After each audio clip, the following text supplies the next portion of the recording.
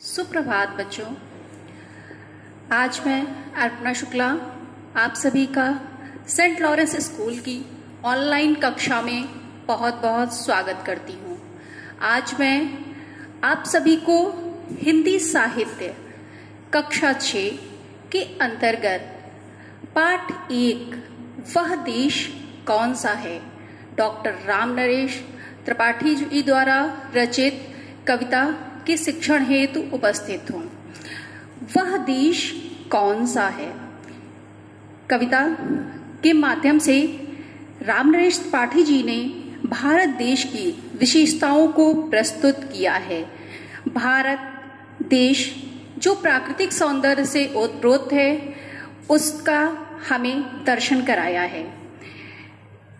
कविता इस प्रकार है। मनमोहनी प्रकृति की गोद में जो बसा है, सुख स्वर्ग सा जहां है, वह देश कौन सा है। जिसका चरण निरंतर रत्नेश धो रहा है, जिसका मुकुट हिमालय, वह देश कौन सा है।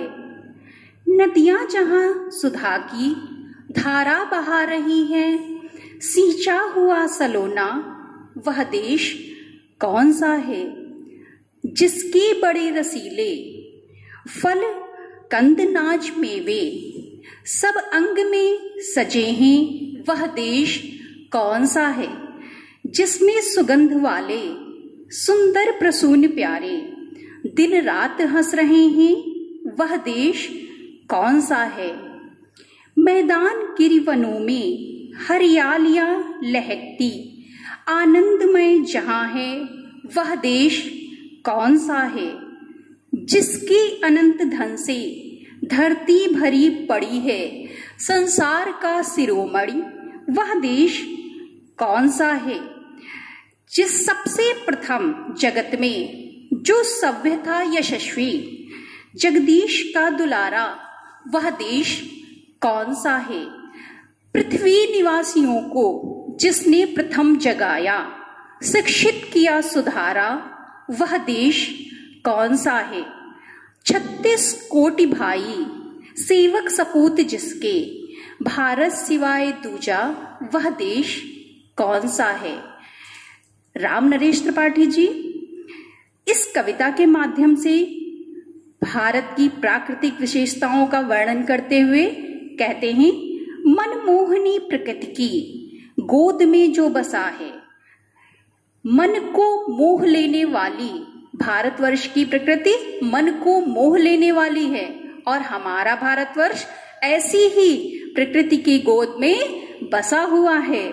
और वहां पर सुख स्वर्ग सा जहां है, वह देश कौन सा है। और वहां पर रहने वाले भारतवासियों को निवासियों का सुख स्वर्ग के समान है। स्वर्ग अर्थात जहां पर देवता निवास करते हैं, वहां पर स्वर्ग के समान ही सुख हमारे भारतवर्ष में रहने का है।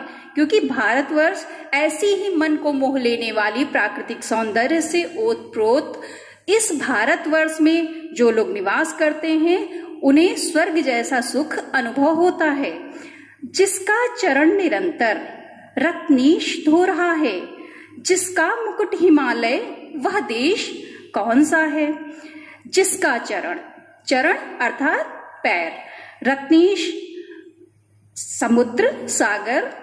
तो कवि कहते हैं कि जिसके पैरों को लगातार निरंतर अर्थात लगातार समुद्र धो रहा है। भारत देश के दक्षिण दिशा में स्थित समुद्र भारत देश के चरणों को निरंतर ही लगातार ही धोता चला आ रहा है। जिसका मुकुट हिमालय, और भारत देश के उत्तर दिशा में स्थित हिमालय पर्वत यह भारतवर्ष के मुकुट के समान है। तो जिसका मुकुट हिमालय, वह देश कौन सा है, अर्थात वो हमारा भारत देश है। नदियां जहां सुधा की धारा बहा रही हैं, भारतवर्ष में विद्यमान जितनी भी नदियां हैं वो सुधा अर्थात अमृत के समान जल को प्रवाहित कर रही हैं। सींचा हुआ सलोना, वह देश कौन सा है। और उन्हीं नदियों के अमृतमयी जल से सिंचाई किया हुआ, भारत देश की धरती को, खेती को सिंचाई किया हुआ यह देश और कोई नहीं हो सकता बल्कि अपना भारत देश है। जिसके बड़े रसीले फल कंद नाच मेवे सब अंग में सजे हैं, वह देश कौन सा है। जिस भारत देश में बहुत ही रसीले फल हैं और गांठदार जड़, अनाज, मेवे अलग अलग प्रदेशों में वो विद्यमान हैं, उत्पन्न होते रहते हैं।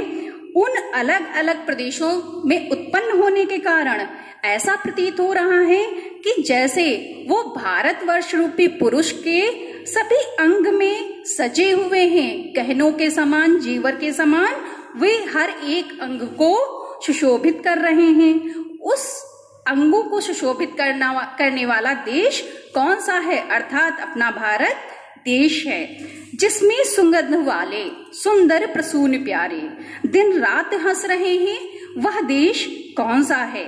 जहां पर अत्यधिक सुगंध वाले सुंदर, सुंदरता से ओतप्रोत, प्रसून, प्रसून का अर्थ है फूल, जिसमें सुगंध वाले सुंदर प्रसून प्यारे, जहां पर जिस भारत देश में अत्यधिक सुगंधित फूल सुंदरता के साथ दिन रात हंस रहे हैं, दिन और रात में खिले रहते हैं, वह हमारा देश भारत देश है। जब वो फूल खिलते हैं तो हमें ऐसा प्रतीत होता है कि वो फूल हंस रहे हैं, सुंदरता के साथ अपनी हंसी बिखेर रहे हैं, वह हमारा देश भारत देश है। मैदान गिरिवनों में हरियालियां लहकती, आनंदमय जहां है, वह देश कौन सा है।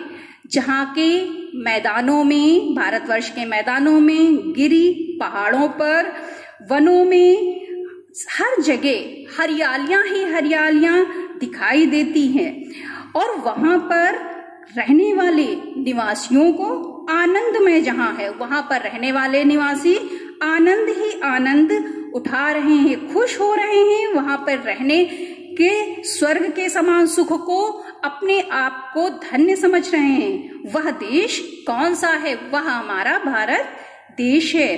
जिसकी अनंत धन से धरती भरी पड़ी है।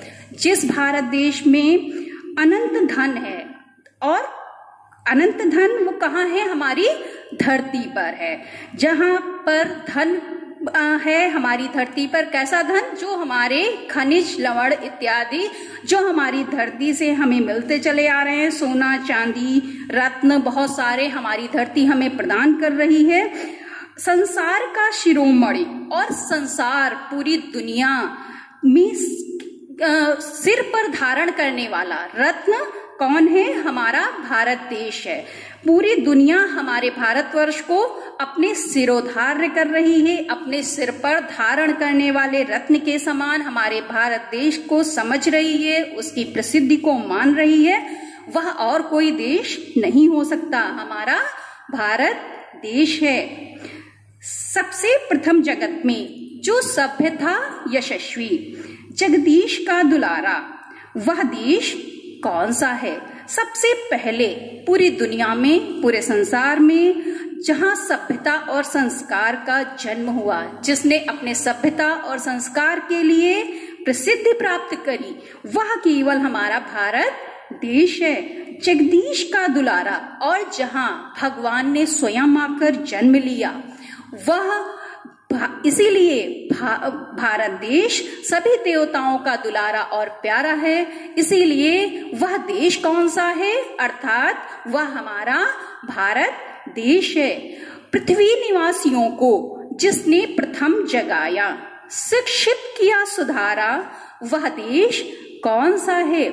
पृथ्वी पर रहने वाले सभी निवासियों को जिसने सबसे पहले सभ्यता और संस्कार सिखाया, सबसे पहले शिक्षित किया, अपनी शिक्षा को पूरी दुनिया में वैदिक कालीन शिक्षा के द्वारा अपने आप की प्रसिद्धि को पूरी दुनिया में फैलाया और सभी को सुधारा, सभी को संस्कार दिए, वह और कोई देश कदापि नहीं हो सकता। वह देश कौन सा है, वह अपना केवल भारत देश है। 36 करोड़ भाई सेवक सपूत जिसके, भारत सिवाय दूजा वह देश कौन सा है।